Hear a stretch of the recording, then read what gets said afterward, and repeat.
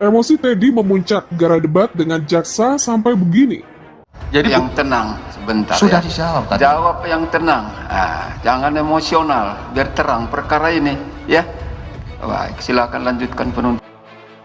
Penting antara Syamsul Ma'arif dengan saudara Dodi yang katanya menukar. Antara Mei sampai dengan September juga tidak dimunculkan.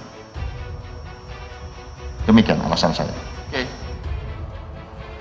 Kemudian saya coba untuk mengajak lagi saudara tadi di awal, saudara membenarkan pernah mengirimkan kontak nomor terdakwa Linda kepada terdakwa Dodi.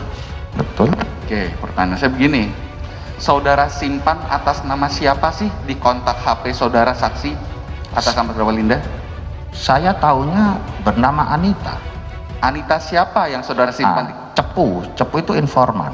Oke, sebentar. Kenapa saudara simpan namanya Anita Cepu, bukan atas nama terdakwa Linda? Saya tahunya namanya Anita, Pak. Apakah Cepu merupakan nama belakang daripada terdakwa Linda Pujiastuti? Itu subjektif sekali. Saya bertanya kan? Saya mau memberi nama Imron atau Yoyan kan boleh-boleh saja, Pak. Cepu itu istilah kita informan, Pak. Kok ditanya mengapa? Kan suka-suka saya mau beri nama itu Julfikar. Baik, terdakwa jawab.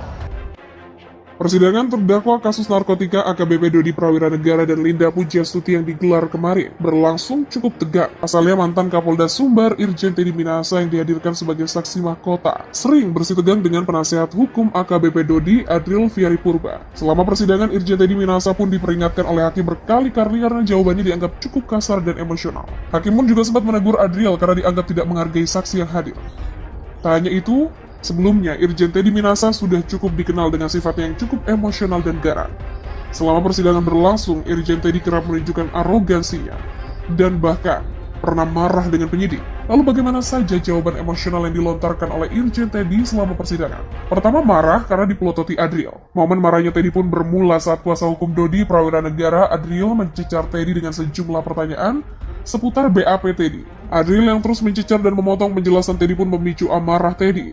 Tanpa ragu, Teddy pun marah kepada Adril. Ini saya yang ngomong atau saudara? Gantian, jangan melototin saya ini saksi, saya punya hak. Begitulah ujar Teddy dengan nada tinggi. Perkataan Teddy pun langsung dipotong oleh hakim karena hakim telah memperingatkan soal jawaban Teddy sebelumnya. Yang kedua, emosi, nilai Adril hina pengadilan. Pertanyaan soal tawas yang diduga sengaja ditukar dengan sabu pun mulai ditanyakan Adril. Teddy yang mengaku bahwa sebenarnya dia menyuruh anak buahnya Dodi untuk mengganti sabu dengan Trawas, bukan Tawas. Padahal sebelumnya Adril sudah menjelaskan Trawas adalah nama sebuah kecamatan. Sontak Adril pun bertanya kembali dengan Teddy sambil tertawa. Berarti maksudnya Tawas itu diganti dengan nama kecamatan. Begitulah ujar Adril. Teddy yang terlihat emosi pun langsung tersinggung oleh pertanyaan Adril tersebut. Lalu ketiga, sebut Adril bukan pendeta. Adril yang menganggap jawaban Teddy banyak yang bohong pun mengingatkan Teddy untuk segera bertaubat karena dianggap melanggar sumpah sidang. Sumpah dalam sidang ini bukan ritual belaka. Saya sampaikan sekali lagi secara moral, masih ada waktu dan kesempatan untuk bertobat pada saksi. Begitulah tegas Adril. Saudara bukan pendeta. Begitulah Teddy menjawab. Lalu keempat, ditegur hakim karena debat dengan jaksa. Tak hanya itu, Teddy pun juga sempat bersitegang dengan jaksa selama persidangan. Hal ini membuat hakim memperingatkan Teddy karena terlihat sangat emosional. Saksi ahli pidana dari Universitas Indonesia Eva Ahjani Zulfa dihadirkan jaksa dalam persidangan kasus peredaran narkoba dengan terdakwa Irjen Teddy Minahasa. Eva menjelaskan bahwa pemufakatan jahat bisa menjadi dasar untuk meminta pertanggungjawaban pidana terhadap seseorang.